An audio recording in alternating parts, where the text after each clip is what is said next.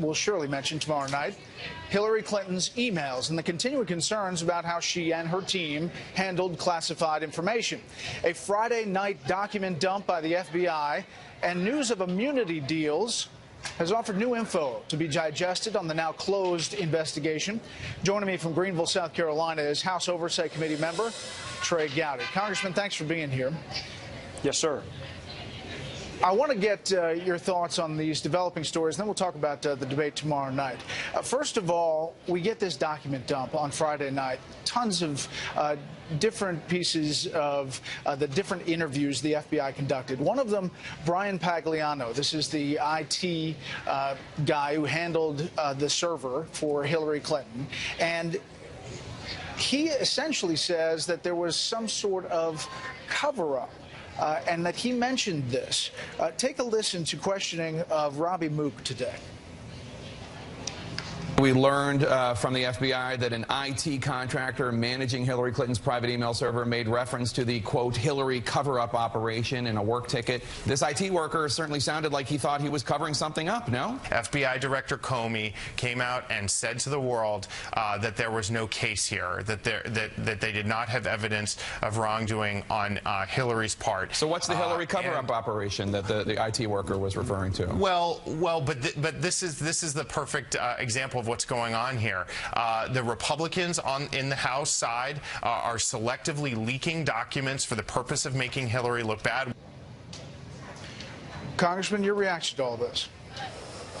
Well, there was a cover-up, and the folks who aided and abetted that cover-up is the State Department. I mean, keep in mind, Brett, she had this arrangement for the entire time she was Secretary of the State. Then she kept her emails for almost 2 years, and it was only because a congressional committee would not go away that the State Department bothered to ask her to return the public record. And then that's when it gets interesting. The conversations between Cheryl Mills and Patrick Kennedy, and then Platte River, and then we send a subpoena, and Platte River destroys documents after the subpoena. The State Department, which is supposed to be apolitical, not interested in the next presidential election, has been covering for Hillary Clinton since she left office.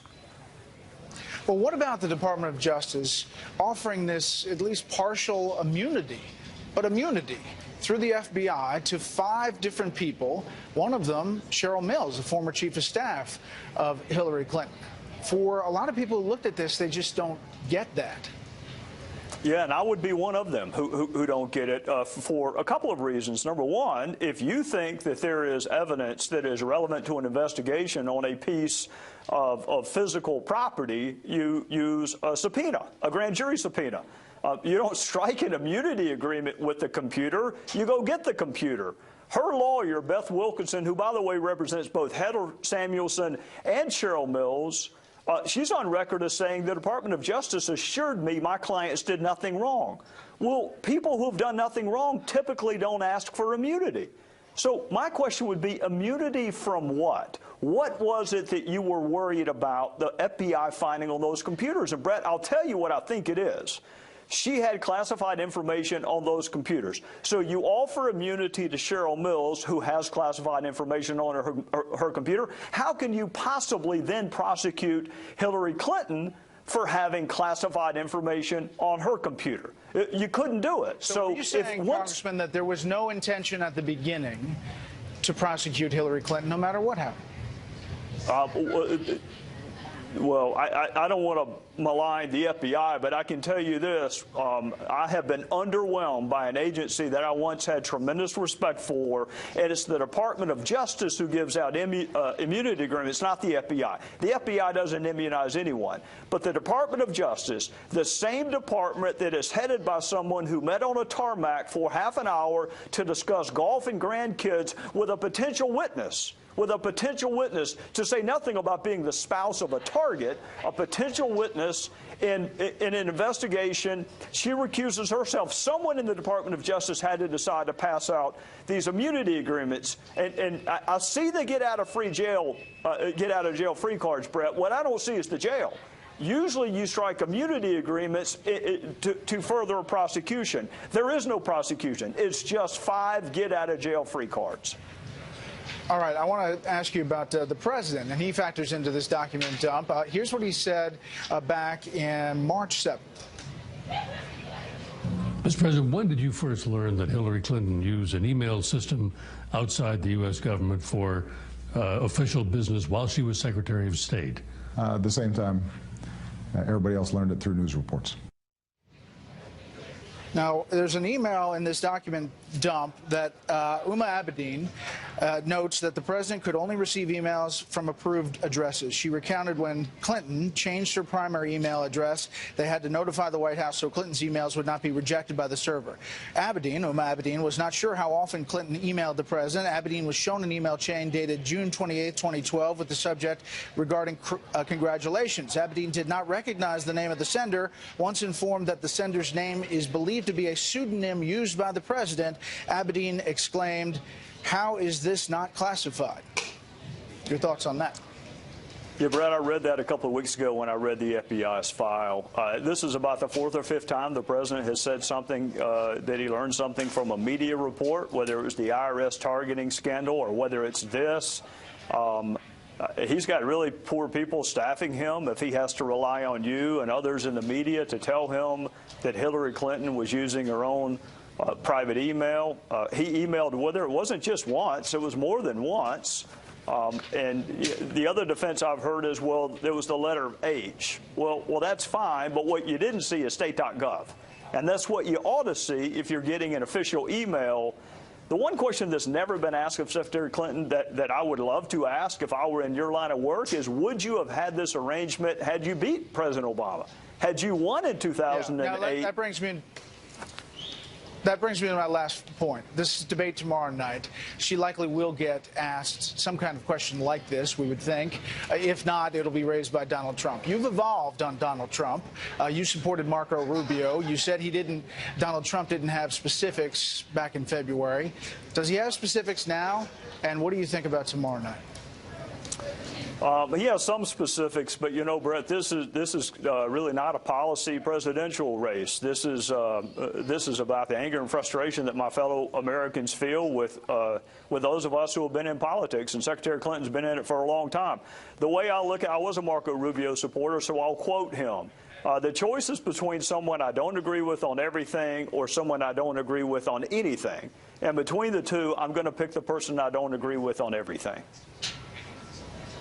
Congressman Gowdy, thanks for the time. Yes, sir. Thank you.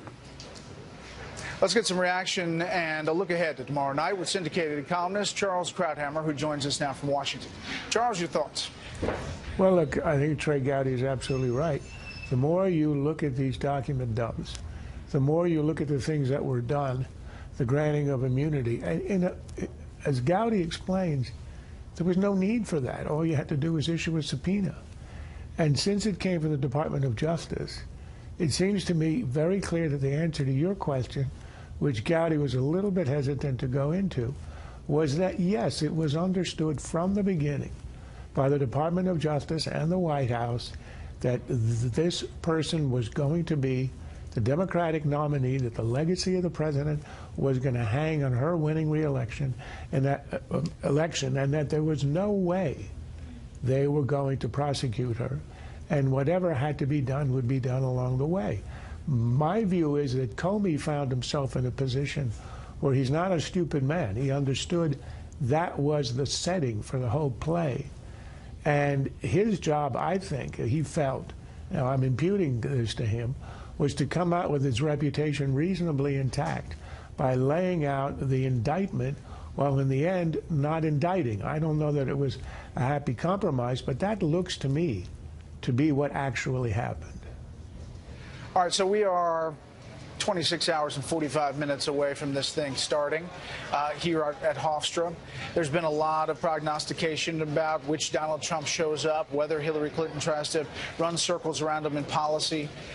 What do you think heading up to this, and who's under more pressure? Well, it seems to me the context for this debate is that we have the two most unpopular candidates in modern American history, and that the bar for each is extremely low. For her goal is to come out as reasonably likable, to quote a phrase that Barack Obama used in the 2009 election. For him, for Donald Trump, his job is to come out as reasonably unscary. Now, that's not exactly a hard task for regular folks, but that is the objective, I think, for these two candidates. For Trump, he's got the higher upside because he is trailing. It's very close, but he is trailing. He needs to get something moving here to continue the momentum he has. Because if he stalls and the election's held today, he would lose. But on the other hand, since she has been running a relentlessly negative campaign from sea to shining sea, all he has to do is to show that he's not the monster he's portrayed as, and he wins. So you show up and act normal, and you win. That shouldn't be a difficult task. Charles, as always, thank you. Well, who do you think is under more pressure in the debate tomorrow? Let me know on Twitter @BrettBaer. You can use the hashtag #SpecialReport.